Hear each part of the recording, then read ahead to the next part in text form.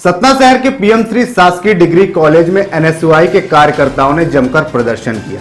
प्रदर्शन के दौरान कॉलेज प्रशासन पर कई गंभीर आरोप लगाए गए। वहीं कमरा नंबर 6 पूरे घटनाक्रम का केंद्र बन गया। एनएसयूआई के प्रदेश महासचिव आनंद पांडे के नेतृत्व में कार्यकर्ताओं ने आरोप लगाया कि इस कमरे में अनैतिक गतिविधियों को अंजाम दिया जाता है। जो ईमानदार शिक्षक है, जो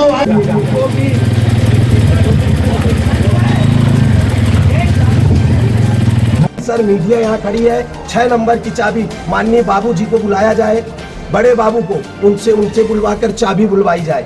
मेरे आरोप है, क्यों फालतू बात नहीं, क्यों फालतू बात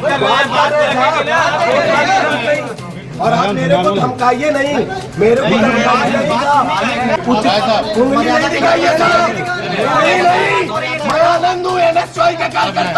उंगली नहीं, आपकी भी मर्यादा होती, महिला शिक्षकों के साथ आप चर्चा करिए, आपकी मर्यादा है सर। अरे हो गया, नहीं किया कि जीव करूंगा, गलत में लड़ूंगा।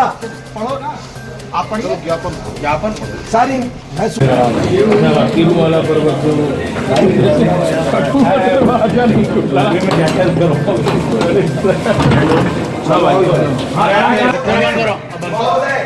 महोदय जी, महाविद्यालय कैंपस के अंदर आराम से बोलिए, आराम से इधर आराम से पगला हुआ, तो मैं देख लूंगा क्या है, क्या है मेरी।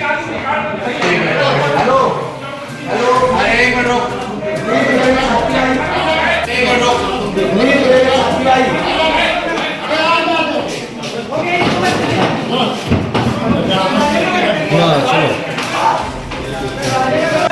महाविद्यालय प्राचार्य के अय्यासी का अड्डा बना हुआ है, यहाँ बिस्तर लगा हुआ है।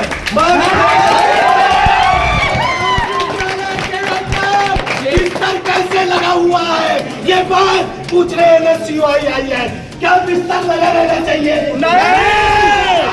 कैंपस के अंदर जिसके ऊपर प्रताड़ना जैसे गंभीर आरोप लगा हो, जो रूम परसों से न खुल रहा हो, जिसकी चाबी जिस प्राचार्य के पास हो, इस रूम में बिस्तर लगा रहना चाहिए क्या? तो बिस्तर क्यों लगा है? जिले का प्रशासन, जिले की मीडिया अपनी आंखों से देखी है। जिले का प्रशासन, मैं मीडिया बड़े भाइयों से अनुरोध करता हूं कि प्रताड़ना जैसे आरोप है, मैं दावे के साथ इस रूम को कह रहा था कि इस रूम में कुछ न कुछ है। आपने देखा कि यहाँ बिस्तर लगा हुआ है। क्या महाविद्यालय परिसर प्रचार के अय्यासी का अड्डा हो चुका है, जिसके ऊपर प्रताड़ना जैसे आरोप लगा हो?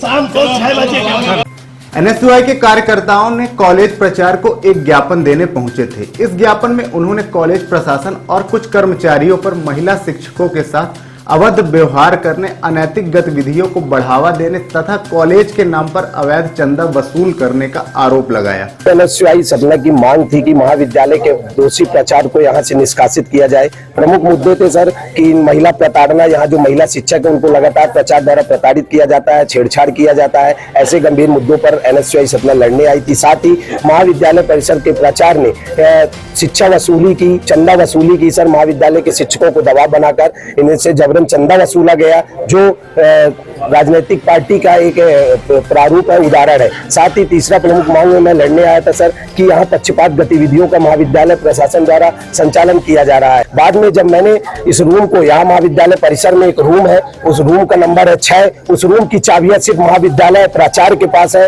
और यह रूम रात में 8 बजे के बाद ही खुलता है। और इस रूम को मैंने मीडिया और प्रशासन के सामने खुली चेतावनी देकर मैंने इस रूम को खुलवाया, जहां आप सबने देखा कि इस रूम में बिस्तर लगा हुआ है। तो साफ तौर पर यह स्पष्ट होता है कि महाविद्यालय प्राचार्य, साथ में विनोद रस्तोगी, साथ में आशीष तिवारी, ऐसे 3 महाविद्यालय के ऐसे संदिग्ध व्यक्ति हैं जो वहां उटपटांग गतिविधियों का संचालन करते हैं और अय्यास का अड्डा बनाकर रखे हैं। महाविद्यालय कैंपस के अंदर क्या बिस्तर का होना, ये कैसा दृश्य है? तो कहीं ना कहीं ये महाविद्यालय जो महिला प्रताड़ना का आरोप है, ये बिल्कुल बेहद और जोर करने वाली घटना है। इनके ऊपर त्वरित कार्रवाई की हो और ऐसे दोषी प्राचार्य को, मेरा मानना है कि ऐसे दोषी प्राचार्य को फांसी भी मिलना चाहिए।